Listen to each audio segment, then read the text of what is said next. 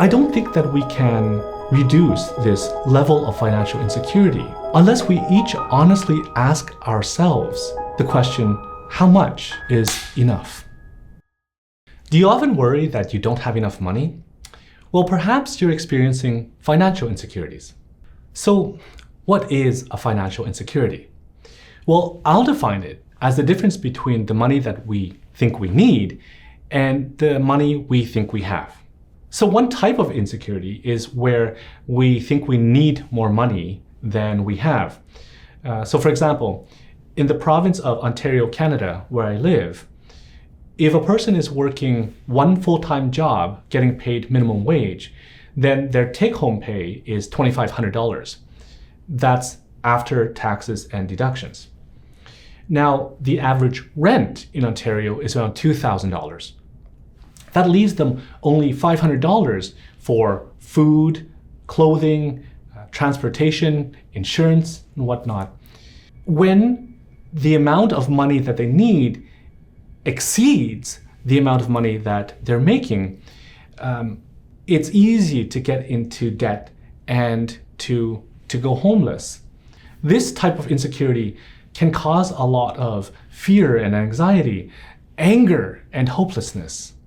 On the other hand, another type of financial insecurity is when we think we have more than what we need. So, for instance, my accountant tells me of these people who make a lot of money. They make probably around $500,000 a year.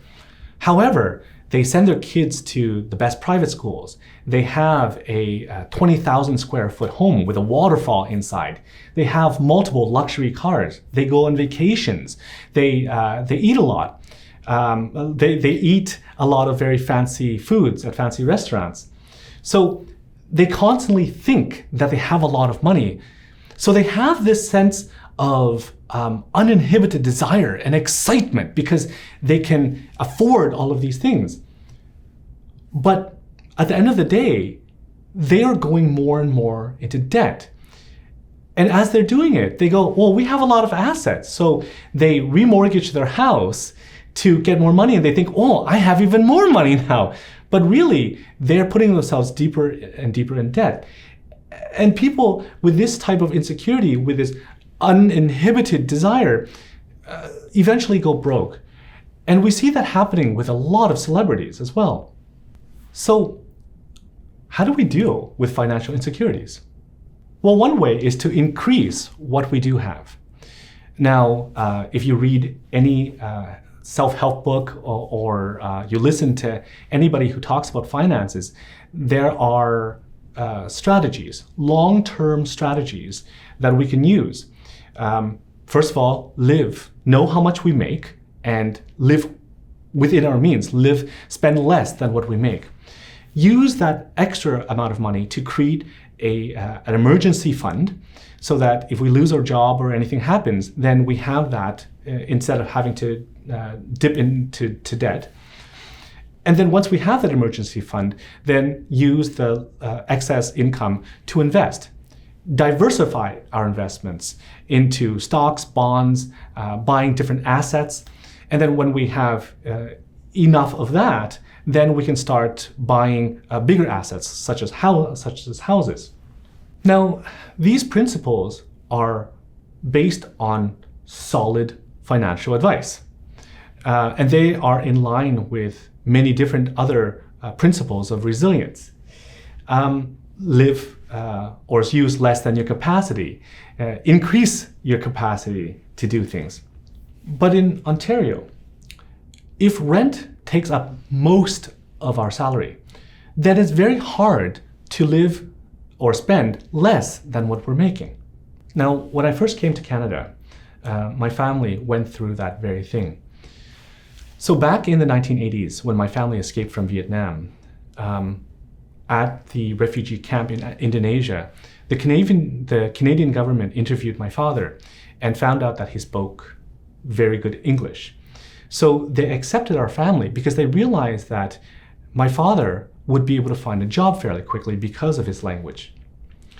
Once we got to Victoria, British Columbia, where the Canadian government sent us, instead of giving us a lot of financial support, like some immigrants and refugees get now, all we were given is a 1-month stay in this rundown hotel in Victoria. And then afterwards, the government just said, okay, find a job, take care of yourself. At first, it was very difficult to find a job for my mom and my dad. So we had to develop different strategies to use less money. So we had to find other families that we could live together in apartments or in houses. Now, it's very difficult when 8 people are sharing one bathroom, or when the personalities of different people don't really jive. So my family had to move around a lot in order to find houses or housing that we could afford, or families that we could coexist with peacefully. And it was difficult. Finally, we were able to find some houses, a housing project that was subsidized by the government. And we were able to have our rent subsidized. In addition to that, my mom, she would buy fabrics and sew clothes for my sister and me. We would have to buy the cheapest foods. Back then, there was this bologna that had pasta and macaroni in it. It was horrible tasting, but that's what we had to use. And some of the grocery stores would be throwing away things like the heads of fish, and we would ask them to get that because they were going to throw it away anyway. But we could use that in our cooking. Now, I remember going to a thrift store to buy my winter clothing, and there were holes everywhere in the clothing, but that was the only thing we could afford. And my parents would pay $3 for a pair of shoes at Kmart, which was like a Walmart now. I don't know if they still exist, but the soles of those shoes were so thin that there would be a hole in it after about a week. So my socks were always wet if there was rain. And yes, kids would make fun of me for how I dressed and how I looked because I was wearing clothes that my mom was making. But we did find the strategies and we did find the resources in order to minimize our securities, our financial insecurities. Now, there were food banks and welfare payments that my family could have tapped into, but my parents were too proud to access those resources. Which brings me to a deeper issue. Money represents something. It represents status. It represents a person's capabilities. So back in Vietnam, my father was the captain of a police force, and my mom was a school teacher. They were respected in their communities. We had material possessions. And then when we came to Canada, my parents lost all of their material possessions. My father and my mother, in their mid-30s, became lesser or subservient to their supervisors who were in their 20s. And that status, having that respect in the Vietnamese culture is really, really huge. Older adults don't like being treated as inferior to younger people. So my parents, for a very long time, felt humiliated that their status was low. They felt worried that their children were being mocked and that they could hardly afford things for the family, let alone sending money back to our relatives in Vietnam. And they felt jealous when they saw other Vietnamese people moving up in the world and buying nice houses and nice cars. Now, those sensations of anger, of tensions in our bodies, like tension in our face, warmth in our face, or of jealousy, which is felt to me in my gut, and a sinking sensation in my chest, and a mild tightening of my eyes and of tension of my jaws, that those sensations can be accepted. If we think of them, if we don't pay attention to them, then they just create discomfort in our bodies. But if we pay attention to them and describe them to ourselves, they lose their power over us. And over time, we can become more familiar and comfortable with the discomfort of those sensations and continue to persevere even though we have financial insecurities. But feeling sensations in our body that are uncomfortable to us is hard if there's no purpose to it. My spiritual mentor used to say to me that pain for a reason will help us to grow and become stronger. But pain for absolutely no reason is just torture. Now, my parents, they were able to go through those experiences and those sensations because of their children.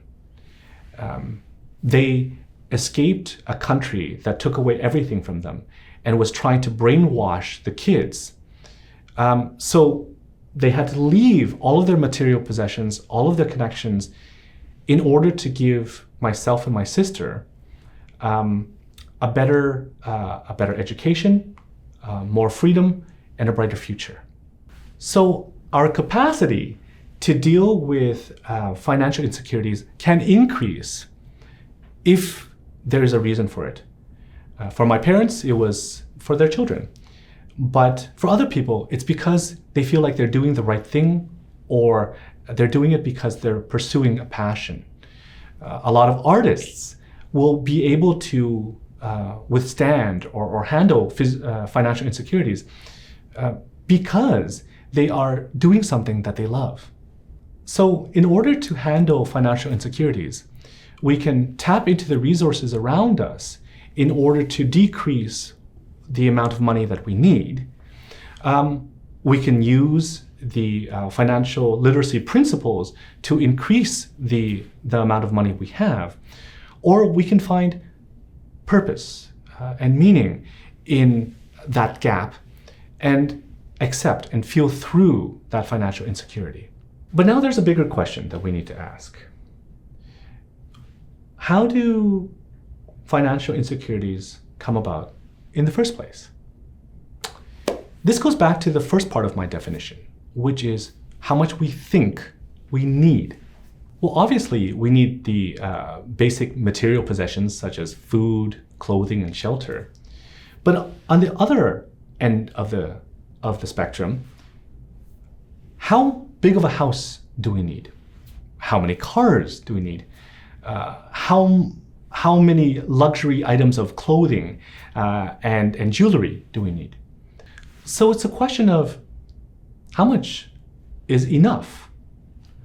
Now, when I went back to Vietnam to visit one of the first times in the 1990s, my mother lives in a rural area, or her family lives in a rural area.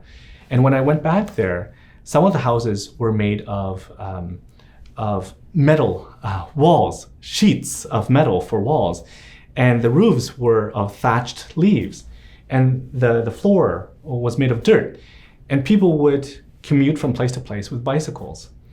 Other places had actual brick walls, and they had tiles in the floors, and people were driving cars. So there was a discrepancy between wealth. Some people were poorer than others, but they all treated each other the same, and they all lived a relatively comfortable life, despite the differences. Then we went to visit the big cities, Saigon. And what we found there was that a lot of people wanted bigger houses. They wanted to be part of tennis clubs and golf clubs, and they wanted multiple luxury cars. That idea of opulence was an introduction from North America. And you also see the big signs of Coca-Cola Classic and KFC and everything there. And you know that wasn't part of the Vietnamese culture before. The culture of opulence has contributed to the problems of housing in Ontario and the problems of financial insecurities in Ontario. So back in the 1990s, the Ontario government decided to no longer hold on to properties and make them affordable housing for people with lower income. Instead, they chose to release all of those properties and sell them to the public. Now, investors, they're the ones who bought all of these properties up, and then they kept on jacking up the rent because those investors wanted more money to buy their fifth luxury car, to buy their second vacation home. And over time, it made it more and more difficult to rent houses. And so the rich kept on getting richer, and the poor found it more difficult to keep up, and that increased the amount of homelessness in Ontario. Now, there's a great book called The Inner Level, written by Kate Pickett and Richard Wilkinson. And it talks about how countries with higher inequalities of wealth, so you have the billionaires on the one hand, and then you have the very, very, very poor on the other hand, which is a wide range, a higher inequality or disparity of incomes. Those countries have way worse mental health and relationship health than countries that have a lower income gap, such as Denmark, where there's a culture of modest living. So you don't have people with you still have people with income disparities. Just like in Vietnam, you will have people with like 2 cars instead of 1. You'll have people with a 4,000 square foot home instead of a 1,000 square foot home. But the gap is much narrower. And so the people get along much better, and their mental health and their interactions with each other are friendlier, safer, more trusting. And Denmark also has a lower rate of homelessness than in North America. Could the culture of opulence be the cause of our financial insecurities? Because we're constantly needing or wanting or expecting or anticipating more money. I don't think that we can reduce this level of financial insecurity, at least in North America, unless we each honestly ask ourselves the question, how much is enough? What strategies do you use to handle financial insecurities? I'm curious to know.